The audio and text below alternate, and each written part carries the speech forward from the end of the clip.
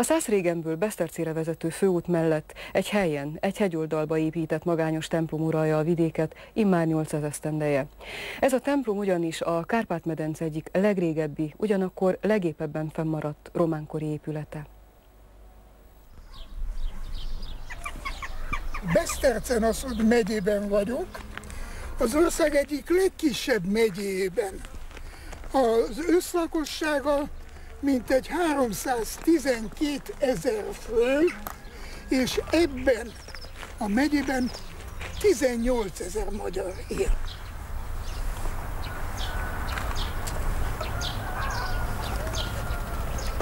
Az Adriai tenger szintje fölött 312 méterre vagyunk, Harinán, Möcsdorfnak mondták a németek, és ez az 1213. évig a híres, nagyon vagyonos Kácsics Simon birtoka volt. És ő építette ezt a templomot amolyan családi kápolnaként. Amikor aztán ez a Kácsics Simon belekeveredett a második Endre felesége ellen irányuló összeesküvésben, Gertrudisról van szó, amikor a király hazatért, szörnyű bosszút állt az összeesküvőkön, Kácsics Simont fő- és jószágvesztésre ítélték, és a templom maga a birtokkal együtt a püspöké lett. Ez bizonyára azt is jelzi, hogy a püspöknek szerepe volt abban, hogy az összeesküvést lelemezzék. Az erdélyi püspökről van szó. Hát igen. Ezt a történetet dolgozta fel a 19. században Katona József Bánk-Bán című tragédiája. A drámában is szereplő Simon, a Gertrudis királyné ellen összeesküvő főurak egyike, volt tehát a harinai templom építtetője. Halála után a falunak új gazdája akadt. De nézzük mi ezt a templomot közelebbről meg. Érdemes, itt ebben a községben 52 magyar volt akkor Harinán. A legutóbbin, a 2002-esen mindössze 10. Én magam ebben a faluban egyetlen magyarral nem találkoztam. Lehet, hogy csak a népszámláló biztosoknak ismerik be a magyarságukat. De ez a templom, ez nem magyar templom. Ez magyar templomnak készült, és mondom, a Kácsics nemzetség temploma volt. De azután ebben a templomban latin nyelvű szertartás folyt Luther Márton koráig. A reformációig. Igen. 1572. májusában megyesen tartottak a szászok egy országgyűlést. Minden falu, minden községből két-két embert vittek oda, hívtak mégpedig a papot és a gomnokot.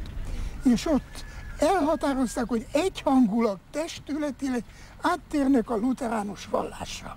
És ezt mindenik község elöljárója a saját nevével szentesítette. A harinai templom is azóta lutheránus templom? Azóta.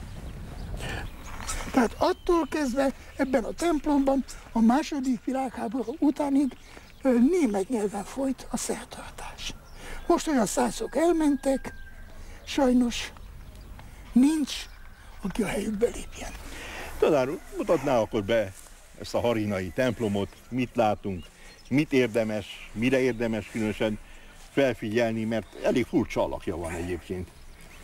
Furcsa alakja van, és ha jól megnézzük, akkor az ablakai kicsik, keskenyek, de kifele tágulnak.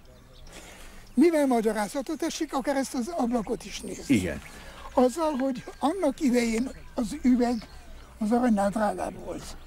Tehát nem lehetett hozzájutni üveghez. Rendszerint ilyen sertés vagy jóbőrből készült hártyával helyettesítették a mai üveget, aztán védelmi célokat is szolgált a templom. De és csak megnézni belülről, milyen nagy szögbe lehetett kifele lőni vagy nyilazni. Ugye? Igen, hát és nehezen lehetett kívülről eltalálni a védőt. Igen. Ezt a célt is szolgálta. Különben a románkori templomoknak félkör alakja van, az ablakok kicsik, és amit még érdemes megjegyezni, a gótika ezzel szemben csúcsíves végződés. Tehát ha román-kori a templom, nem lehet nagy magas falakat húzni, ez is inkább támpillért szolgál, ha jól megnézzük, mert szétnyomná a tető magát a falat. Akkor el lehet mondani, hogy ez a templom megőrizte az eredeti alakját? Megőrizte. Többször is volt olyan állapotban, hogy a püspöknek javasolták, tiltsa meg az istentiszteleteket, mert veszélyes, beomlik. Aztán többször is restaurálták utoljára, ha jól emlékszem, a 60-as években volt itt egy nagy arányú restauráció. De maga a templom állítólag a Jáki, azaz a Magyarországi Vas megyei Jáki templomra emlékeztet. És még van egy ilyen templom valahol Magyarországon. A 60-as években egy műépítéssel beszéltem, az magyarázta, hogy nagyon szépen megőrizte a kor jellegzetes vonásait. Ez a bejárat, ez még az eredeti? Igen, igen, az eredeti. Érdekes, jó, és nagyon jó tudni azt, hogy minden épületnek a vesztét a teteje szokta okozni. Igen, hogy a beázik, rendkívül akkor... esetekben, hogy földrengés jól megrázza, ha a teteje nem elég meredek, a nagy hótömeg összeroppanthatja, de ha a tetőn egy zsindely megmozdul, és ott beszélben a víz, idővel elrothad a léc, elrothad a gerendba, beázik az épület, összemegy. Itt ez a plató be volt kerítve valamikor? Ez a plató volt... egy domb volt, egy szép domb volt, és egyengedték, aztán még pedig félrehordták a De földet. nem volt fallal, tehát nem volt vár. Nem volt vártemplom sohasem. Kis számú lakosa volt, mondom, miután Kácsicsék innen elszármaztak, többé nem volt nagy szerep. Semmi nyomuk nem maradt. Nem. Ha jobban megnézik, gyönyörű szép kőfaragások díszítik a bejáratot, Igen. az ablakokat, fenn a tetőig. Ennek a toronynak a bal fele, tehát a kettős torony Látom, bal hogy nem fele, egyforma a nem kettő. egyforma, mert ott a csatorna miatt beszakadt, beomlott és azután restaurálták. Tessék csak megnézni, mennyire finom itten a kivitelezés, és mennyire durva ottan. Az ablaknál, tetszik látni? Tehát ez azt jelenti, hogy a régebbi mesterek jobb munkát végeztek, vagy finomabb munkát. Finomabb munkát végeztek, és a különbözet itt a tetőnél is érvényesül. Általában ez a falusi kis gyülekezetek templomainak a sorsa. Mindenütt. Hát igen, de ezt látszik, hogy ez nem falusi templomnak épült, nem. Mert a faragásai, a megmunkálások valószínű, hogy egy ilyen bőkezű főúr Hát az valahol városon rendelhetne nem meg véletlenül, nem véletlenül tette rá a kezét a katolikus egyház. Jó, igen, kérem szépen. Tehát 1213-ban Kácsics Simont lefejezték, és azután a birtokot átvette a katolikus püspökség. Lehet tudni, ez a templom akkor már létezette? Létezett. A szakirodalom... 1213-ban már megvolt. A szakirodalomban ez áll, hogy az 1200-as évek elején épült. 1215-ben már állt. De Kácsics halála után költött még valaki a templomra? Nem. Tehát léteznie kellett. A püspök után ki volt a földesúr? Itt a szászok laktak azután, és többet nem volt földesurok, mert a szászoknak nem volt földesurok. Éppen az aranydiplomájuk, az Andreanum tette lehetővé azt, hogy maguk válasszák meg a papjaikat, legyenek szabad emberek, nem lehettek jobbágyok, de nekik lehettek más a nyelvű és más vallású jobbágyaik. Értem. Hát menjünk talán be a templomba. Menjünk be egy kicsit, nézzük meg azt is. Kérem.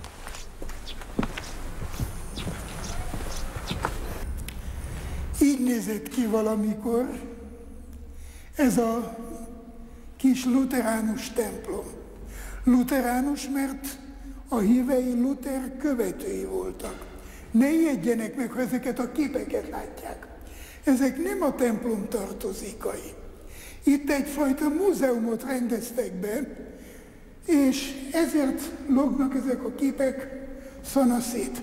Különben tudniuk kell, hogy Luther éppen amiatt is tiltakozott, hogy a az addigi katolikus templomokat szentképekkel teletűzdelték. Márpedig ő azt mondta, hogy mivel a Biblia sehol se írja, hogy a templomokban szentképeknek kell lenni, ki kell vinni őket. És a követői kivitték. Az érem másik oldala. A katolikusok azt mondták, mivel a Biblia sehol se írja, hogy a szentképeket el kell távolítani, benhagyták őket. Ami pedig a szószéket illeti. Igen. Érdemes erre ráfigyelni, mert ha valaki itt lennáll és innen beszél a híveihez, vagy nem hallják mind, vagy nem látják a papot. Ha viszont fölmegy egy szószékre, onnan már áttekintése van, predikálni tud minden irányba. Még érdekességként, amióta a hangszorok divatba jöttek, a katolikus egyház is lejjebb jött. Tehát már nem veszi igénybe a szószéket. Beszélhet a mikrofonba. Ez a nagy magyarázata. Itt a templomban látom ilyen oszlopos megoldás. A falusi templomoknál ez ritkább. Igen, ezt a templomot képzeljék el úgy, minthogyha a tetőzeten egy fordított csónak, nagy csónak lenne. Ezért nevezik az ilyen templomokat, amelyeknek a tetőzete két falon nyugszik, egyhajós templomnak. Ha olyan nagy a templom szélessége, hogy már biztonságosan megoldani nem lehet, akkor középre még tartóoszlopokat iktatnak be, és akkor ez már normális körülmények között 3 hajóssá válik. Ugye? Ezek olyanok, amilyenek, és amint láthatják, van benne mindenféle oszlop. De tipikus románykori templom, és ezért kellene nagy becsben tartani. Itt volt az oltár, ugye? Igen, oltár. És egy díszes szentségtartó fülke, hogy nézem ott bal oldalt. Az. És látható bal oldalt egy kis, régi falfestmény is, maradvány. Figyelik ott Anni? Az még az eredeti? Az eredeti, és ott mellette pedig egy kis díszes ablak. Igen. Faragott. Ez volna kicsibe. De az embert egy ilyen templomban elfogja a kisebbségi érzés. Nem véletlenül építették olyan hatalmas nagyokká a templomokat, hogy amikor a hívő bement oda, érezze, hogy ő csak porszem, nem csak a világ mindenségben, hanem magában a templomban is. A kicsi keskeny ablakok, amit tetszett mondani kint, olyan elég szűrt, elég a félhomály van. Az... Igen, és ez jó is, mert az embernek ebben a félhomályban a mindenségre, teremtésre, az Istenre kell koncentrálnia, nem holmi földi dolgokra. Mert képzeljék el, nagy üvegfalak volnának végig, a hívők néznék, hogyan játszanak a gyerekekén. De így nem megy. Nem megy. De itt gondolom az a legszenzációsabb, hogy ez a templom úgy vészelte át a századokat, úgy. 8 századot végül is, hogy lényegesen nem építették át, nem javították, nem modernizálták. Hogy itt-ott egy kicsit moldozgattak rajta, érthető, de megőrizte a régi vonásait. Hát az embert valahogy mindig elfogja egy ilyen vallásos érzület, nem feltétlenül hevület, amikor egy ilyen templomba belép. Nem is annyira maga az épület, mint az, hogy itt évszázadok óta emberek százai, ezrei ültek mindig a padokban, és azoknak is megvolt a maguk gondja, baja, leélték az életüket, és mások jöttek helyükbe.